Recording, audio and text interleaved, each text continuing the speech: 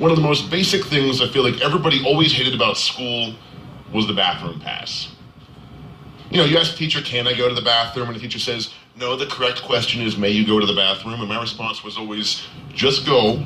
I don't want to know. It's a human right. Go.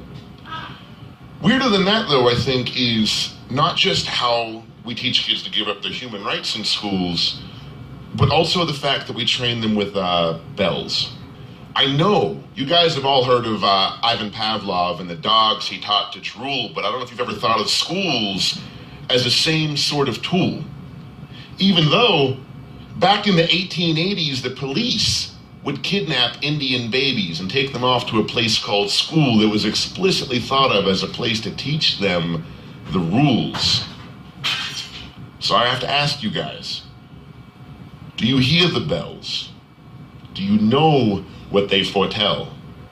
Because the only reason to treat some people like dogs is so that other people can become gods. And me, now I never made a deal with the devil, but I have spent some days on his level. See, we sat just above and behind the steeple, and he said, watch and learn, because here comes the people. Ring a bell and they come, ring a bell and they run. And when they arrive, they're ready for instructions. Now, my child, do you see how a church really functions? And maybe it's because I was raised Catholic, but I don't think that y'all even see the half of it. See, we all pay heed to the bells and bend our knees to the time they tell. With years of training by age 12, we've learned to set them for ourselves, and even then we know we're headed for a hell. Where there are bells to say you may sit, and there are bells to say you may stand, and bells divide the day 8 ways, each with its own list of can'ts and cans, like, children must be kept busy, my pretty, you know the devil works with idle hands. And these places may no longer have priests and nuns, but are still meant to turn your daughters and sons into good little obedient ones, which is how we all end up standing on ground we believe does not belong to us. Working and hoping and praying for the day that it will, and all of our energy and skill can finally go to the things that we build instead of the machines that kill. Ask yourself, why do the children of the poor sit in square rooms with steel doors behind barbed wire fences? We do this with the best of intentions, and it seems our best defense is no child left behind.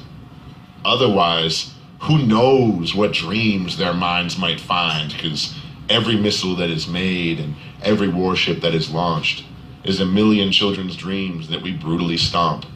We could spend our time and we could spend our money on making sure that no child ever goes hungry, but it goes to drone strikes and bulletproof Humvees, and we don't see the cycle like a fly caught in honey, just year after Roman calendar year. There's a whole lot of money, but way too much fear, so there can't be peace or justice. Not yet, not here. And the guns and the bombs are to keep you safe, my dear. And you never ever think that the bells are weird. I know all of this has happened to you. I'm sure you had this place too, where there were bells to say you may eat, and there were bells to say you may leave. There was even one that said you were late. There was somewhere that you need to be, and by graduation, you began to believe.